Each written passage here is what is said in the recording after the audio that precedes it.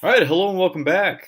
Today we're going to begin our next unit called Between the Wars, and we're going to focus first on what happened after the Great War. In other words, what was the world like after World War One? So, as with every lecture, we're going to check out a couple maps here. I'm not going to spend a lot of time on the maps today because the maps are going to play a more central role in our lessons later on in the unit. Today we're merely going to be talking about the Treaty of Versailles. We're going to be talking about the Roaring Twenties and the Great Depression. So here you can see that this map is called Aggression in Europe from 1931 to 1939. And the world looks a little different after World War One. World War One ended in 1919, and some of these countries did not exist during World War One. For example, you knew of the Austro-Hungarian Empire, but that empire no longer exists. That empire used to stretch over this vast swath of land, but now you have an Austria, you have a Hungary, but they're not one empire anymore. You also have a Czechoslovakia, a Yugoslavia. You have a Poland was created after World War One, as well as Lithuania, Latvia. So this concept of self-rule that we had talked about in the last units can be seen in this map because newer countries are being created for ethnic majority groups in these regions. This second map here is the Japanese Empire in 1942. I'm not going to spend any time on this because we're going to just briefly touch upon Japan today, but talk about them in more depth later on in the unit. And just as a preview, we're not going to get into it much today, but the Allied powers and the Axis powers, these two are the two sides in World War II. So in World War One, it was the Allied powers and the Central powers. The Allied powers are still what you would and I would consider the good guys in World War II. This team consisted of Great Britain, the Soviet Union from 1941 to 1945. World War II begins in 1939. The United States from 1941 to 1945. France, briefly, France ended up being taken over by Germany fairly quickly in World War II, so they don't play as big of a role for the Allied powers as they did in World War I. And then China from 1941 to 1945. And I also have and others, because other countries around the world also did contribute. However, they did not play as central of a role. And then the Axis powers. The Axis powers consisted of Germany, Italy, and Japan, as well as some others. So let's get into the bulk of what we're going to be talking about today. We're going to begin first with the immediate effects of World War I.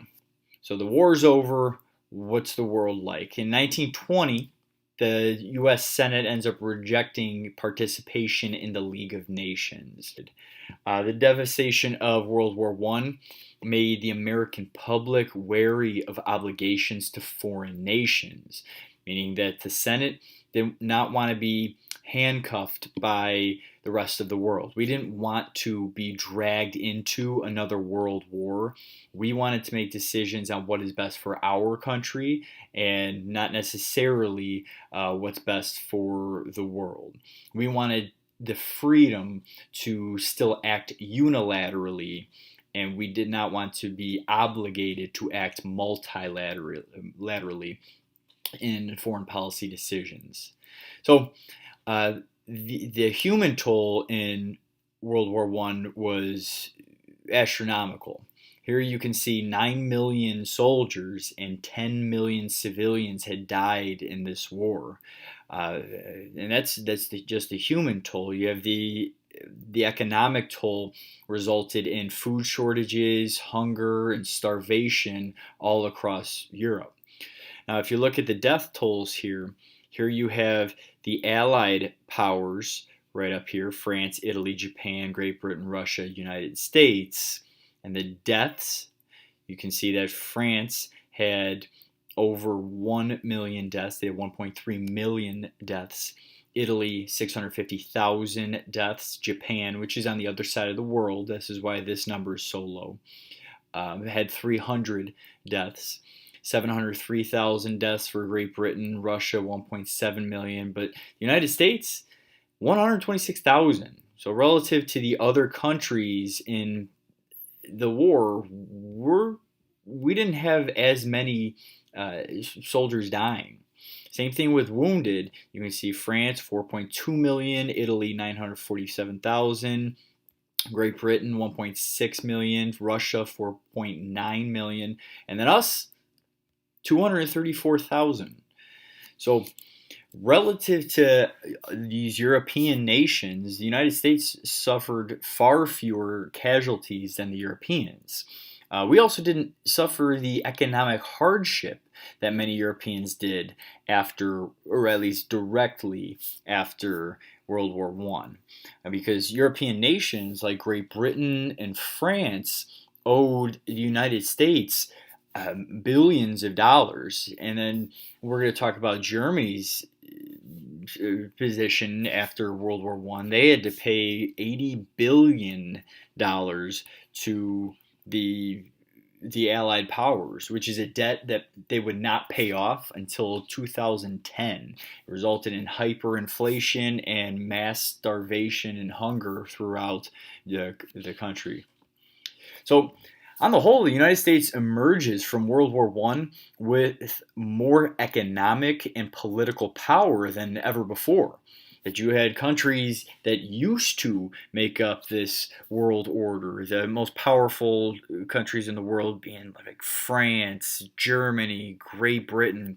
They're on their knees. They're weak at this point, very, very vulnerable. But the United States is on its way up. And so we're experiencing this new found strength that we didn't have before.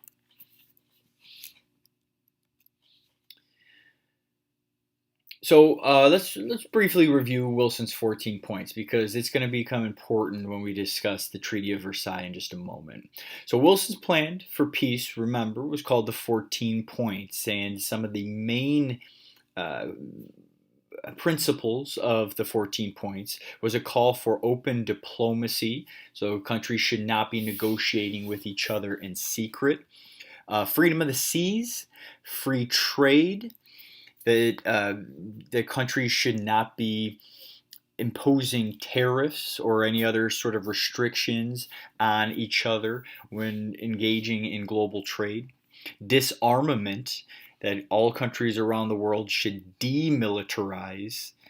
And then also self-rule, or also called self-determination, that these ethnic groups in Europe should have a right to their own country. They have the right to rule themselves and should not be oppressed by some large empire such as the Austro-Hungarian Empire or the Ottoman Empire. Wilson also called for a League of Nations, which would negotiate problems among countries before they led to war. But as I mentioned, the Senate was not keen on the idea of joining this League of Nations, which is kind of embarrassing when you think about it, that President Wilson of the United States creates this plan, and the primary goal of this plan is to create this association of nations where we could all sit down, talk out our problems without resorting to war. And here you have the US Senate rejects the League of Nations when Wilson comes back home. So here you have a political cartoon, and you have Woodrow Wilson is the conductor in this band, and you see all of these powers, all of the victors of World War I, Japan, England, France, Italy, and the United States. And Wilson's trying to get them all to sing along, sing in unison. But you can see in their back pockets, everybody's going to be coming to this Paris Peace Conference with their own interests. That you have Japan is interested in Pacific control, so control of the Pacific Ocean. You have England is interested in maintaining a British fleet, their naval supremacy. that France is interested in a Franco-American alliance. They wanted to team up with the United States. And then you had Italy was interested in expansion of Italian territory. So what was the Treaty of Versailles? It's called the Paris Peace Conference because the conference was not actually held in Paris. It was held in Versailles, which is a suburb of Paris. And so the treaty that is reached, the peace treaty that's developed by the victors of World War I, is officially called the Treaty of Versailles. Very, very important treaty to understand moving forward, because it really sows the seeds of World War II. And this was signed on June 28th of 1919 and formally ended World War I. This was a treaty that held Germany responsible for the war and set the terms for peace. And it contained most of Wilson's 14 points, including that League of Nations. And so here you have a picture of the Big Four. We had just done an activity with the Big Four in our last unit. And then over here you have the Treaty of Peace. So this would be the Versailles Treaty in the background. So what was Europe's reaction to the treaty? We're going to talk about Europe's reaction, the U.S. reaction, and also Japan's reaction to this Treaty of Versailles. Well, the United States wanted a more tempered response when it came to Germany.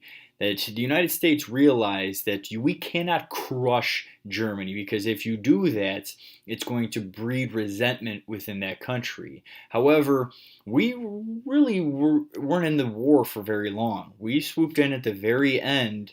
And so while Woodrow Wilson did facilitate the negotiations, Great Britain and France, they're looking at their death toll and the toll that it took on their economy. And they're saying, yeah, we were in it from the start. We deserve a strong say.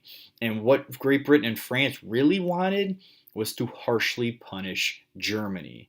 They advocated for and secured, which means they got heavy punishments for Germany. They ended up blaming Germany for the entire war. Germany had to take full responsibility for the war. And then furthermore, Germany had to pay $80 billion in reparations or payments to Allied powers. Germany had to give up 10% of the territory of its territory in Europe, and Germany had to disband most of its military. So the victors, being Great Britain, France, they were satisfied with this treaty, but Germany saw it as unnecessarily harsh. And ultimately, we just watched that America, the Story of Us in class a couple of days ago. And you saw how Hitler had used the Treaty of Versailles to unify Germans. That Germans were upset. They were angry. And Hitler was the man that said that he could bring pride back to the German people, that he was the one that can restore the German economy, that he could win back the territory that was lost. So here you see that this political cartoon, you have the Versailles Treaty, and who's crawling out of the Versailles Treaty? Well, it's the Hitler Party, so the Nazis. And then over here, you have Germany is being crushed by, this says $55 billion in reparations, but it was actually $80 billion in reparations. So what was Japan's reaction to the treaty? Well, due to Western racism and discrimination towards the Japanese, the Japanese just wanted an equal say in the Paris Peace Conference. Japan wanted a racial equality amendment in the treaty. An amendment is a change or an addition to some sort of law, or in this case, a treaty. So they wanted to be treated as equals despite being a different of a different racial group than the majority of the victors. But the Japanese delegates would be sorely disappointed because they were treated very poorly at the Paris Peace Conference and at times altogether ignored. So you actually had the Japanese had walked out on the conference because they were outraged over their lack of involvement. This would be a turning point in history where Japan actually turns away from the West, meaning Europe, and towards a more nationalist stance in coming years. So they became focused inward on their own military strength, and they came to hold this belief that if we wanted respect, we would have to fight to get respect, that we would have to grow our military and earn respect through strength. So here you have two of a mind. You have the League of Nations, and then Japan's walking out saying, I'm not going back. And then you have the United States over here that did not join the League of Nations. Uncle Sam is saying, I'm not going in.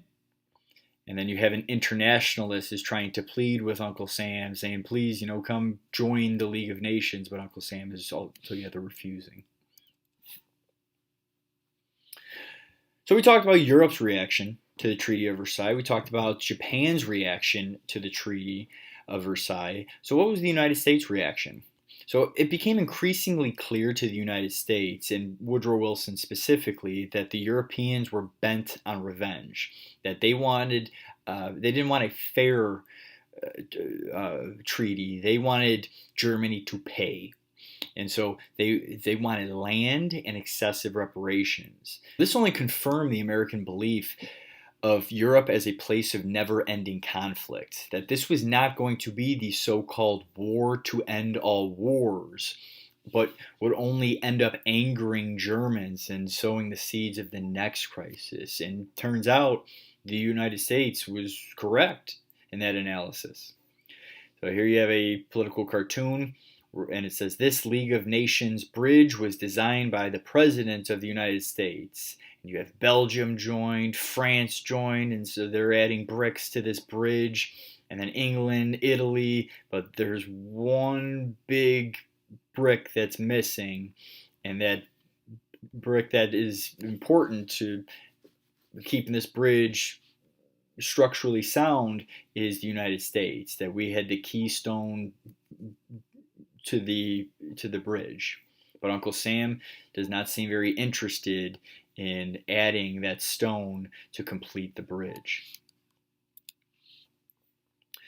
So let's talk about the United States economy right after World War I.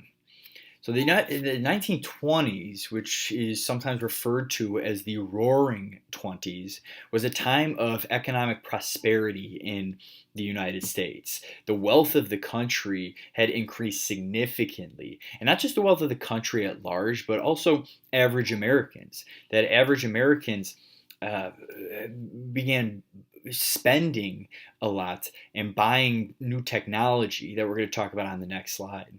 But Americans at the end of the war had held about 40% of all of the world's wealth right after the war.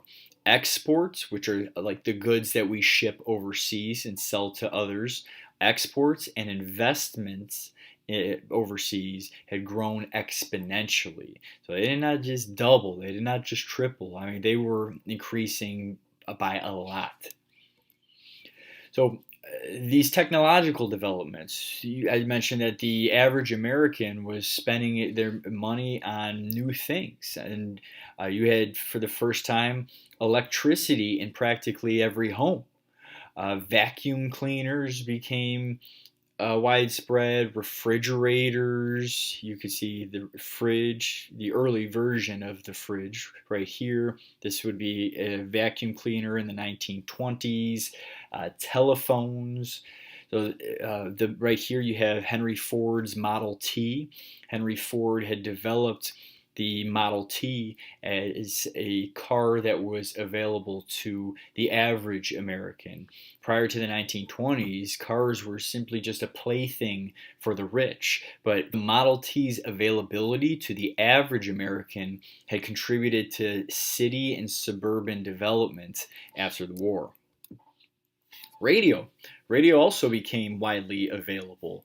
So for the first time, you could hear directly the President of the United States addressing the nation. You didn't have to wait to read about the announcements in the newspaper that the president, more FDR than Herbert Hoover, but Franklin Delano Roosevelt would hold his fireside chats and talk directly to Americans in the 1930s. So hundreds of correspondents, meaning reporters, were stationed overseas, and Americans could now hear the results of their reporting instantly. Hundreds of thousands of soldiers, keep in mind, are just coming back to the United States in the 1920s, and when they're coming home, they have this newfound interest in global events because they'd spent the last few years in a different continent altogether. So what principles guided U.S. foreign policy during the 1920s? Some Americans wanted to protect themselves from the troubles of the world.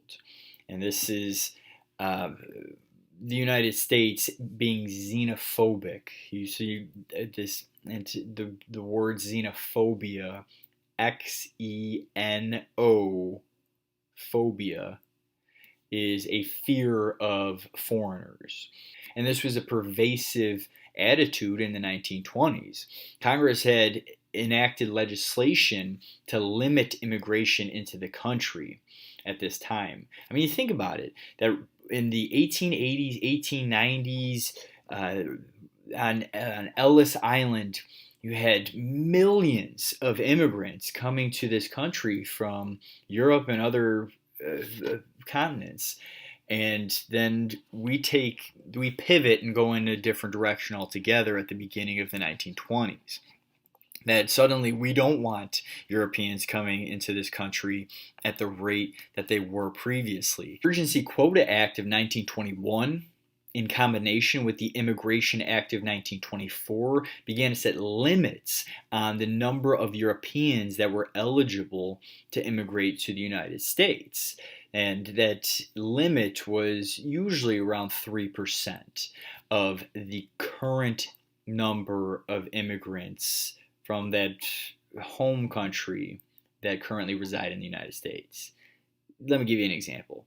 To keep the math simple, if you had 100 Italians currently living in the United States as Italian Americans, you take that 100 figure and then you take 3% of it, and that would be 3, which means that only 3 immigrants would be allowed into the country in every year from that point forward.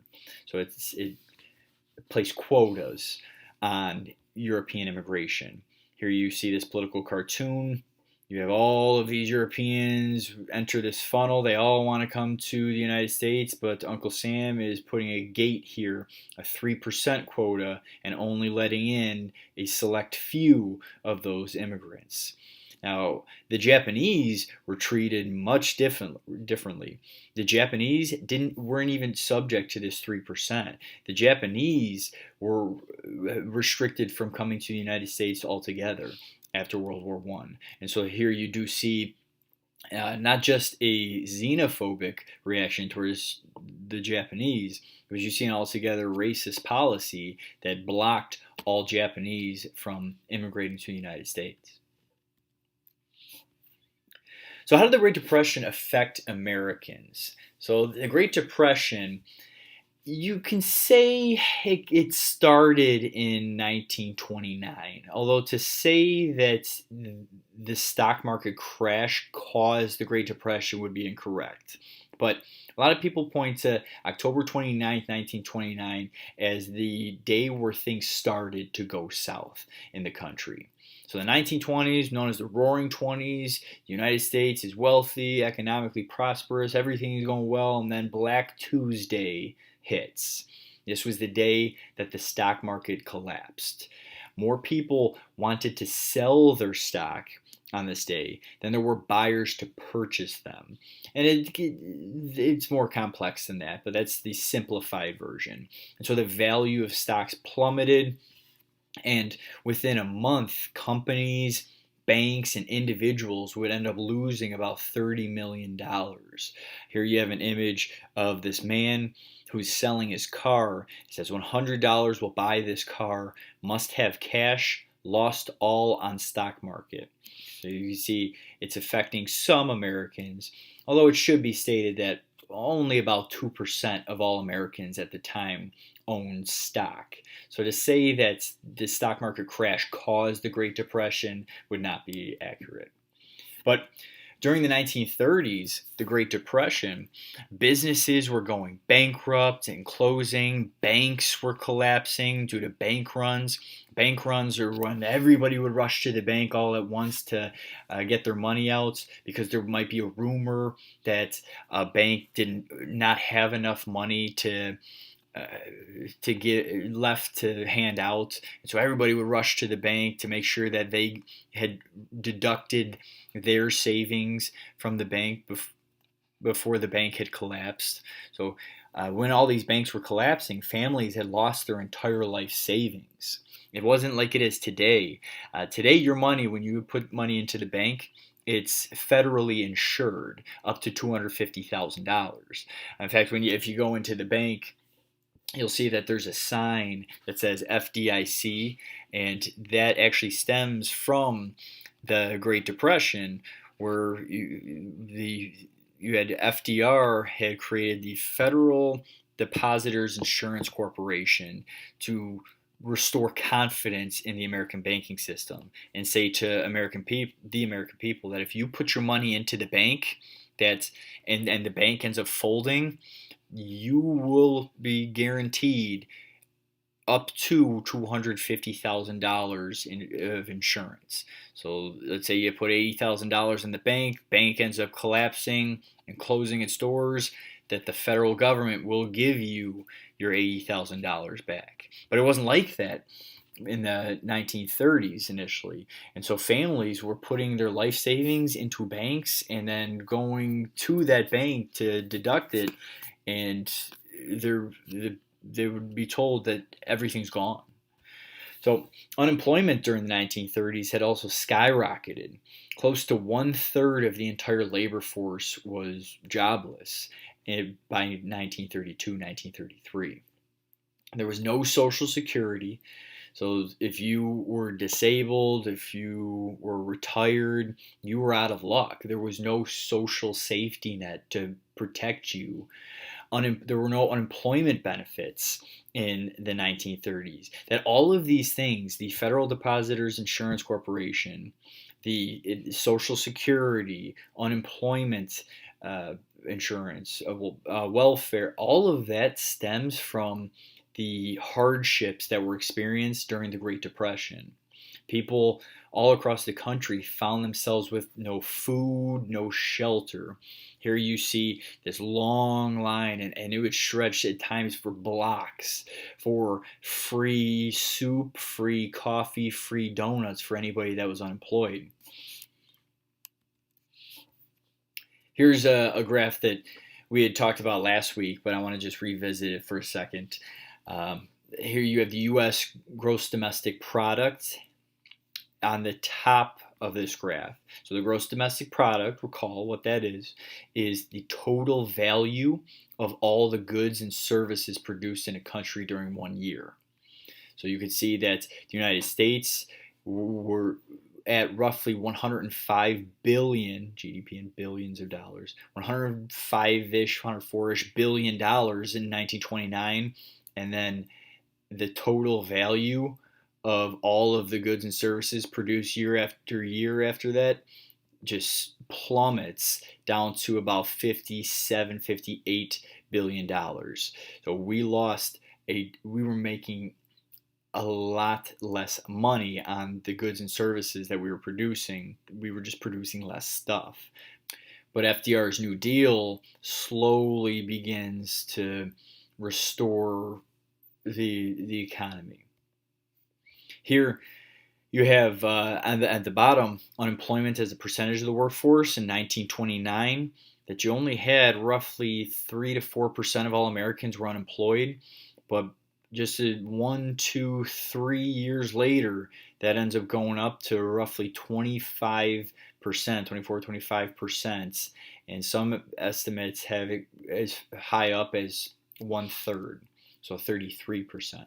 So our next question, how did the Great Depression affect our views of Europe? Well, in an effort to protect the American economy from foreign competition, because remember, we're producing a lot less, and so we're trying to protect our economy from foreign competition, the United States Congress had passed the Smoot-Hawley tariff. Remember, a tariff is a tax on an imported good. So let's quickly talk about how a tariff works. So if you have an American-made cloth that costs $4 a roll and is produced here, and we're in competition with British-made cloth that costs $4 a roll, but it's made over there, if a British company wants to sell that cloth in the United States, and if they are subject to a tariff, that would be a tax on that cloth before it can be sold here. So let's say that a 25% tariff or tax is placed on that $4 cloth. So 25% of $4 would be $1. So $1 would be added to the costs of that cloth. So British-made cloth in the United States might now cost $5 a roll, in competition with American-made cloth, which only costs $4 a roll. So it's meant to incentivize Americans to purchase American-made goods, which sounds great in theory. Most economists believe that tariffs do more harm than good. So this Smoot-Hawley tariff did not just place a 25% tax on imported goods. Rather, it taxed goods at 60%. And so rather than helping the American economy as it was intended to do, this Smoot-Hawley tariff deepened the depression in the United States and the world. How? Well, I mean, think about it. If the United States ends up taxing British goods by 60%, well, the British are going to be pretty upset. And so what they're going to do in response is they're going to slap our goods with a 60% tariff. And we may tax other goods of theirs, and they're going to tax other goods of ours. And then we weren't just doing that to Great Britain. Let's say German goods, Spanish goods, Russian goods, Japanese goods, any goods that be coming to this country, we were taxing, and those countries were in turn taxing our goods and making it harder for U.S. companies to sell their exports overseas. So it had the effect of bringing global trade to this standstill. Here you see the total imports of 75 countries in millions of US dollars. In 1929, you have 3,000 million, and then you see a slight reduction over the course of the 1920s. Over the course of 1929. And then 1930 hits, and the Smoot-Hawley tariff is enacted, and then suddenly global trade plummets down to its lowest point in 1933 at only a fraction of what it was prior to 1930. So the last thing that we're going to address today is how the election of Roosevelt changed the public outlook. So the Great Depression is going on, and the Americans are looking for anybody that can dig us out of the Great Depression, give us some hope.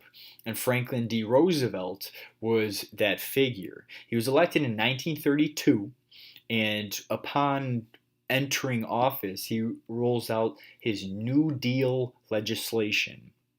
Roosevelt's New Deal legislation was not just one law, it was a series of laws that set the structure for rejuvenating the American economy, kind of giving it a boost. So it established various welfare and work relief programs. We watched America, the Story of Us, and the construction of the Hoover Dam, the creation of Mount Rushmore in South Dakota. Those were New Deal programs that were honestly just meant to put Americans to work, give Americans employment so that they could support their families, pay their bills. And the New Deal began restoring confidence in the American economy. Now, historians do debate just how much the New Deal actually helped during the Great Depression. Most historians believe that the New Deal was more of a band-aid, but it didn't really solve the Great Depression, didn't bring us out of the Great Depression. What really brought us out of the Great Depression was World War II, but we'll get to that later on. So FDR's belief was that the federal government should intervene to help the economy in times of need and cushion the impact of the Great Depression. All right, that's all I have for you today. Until next time, see ya.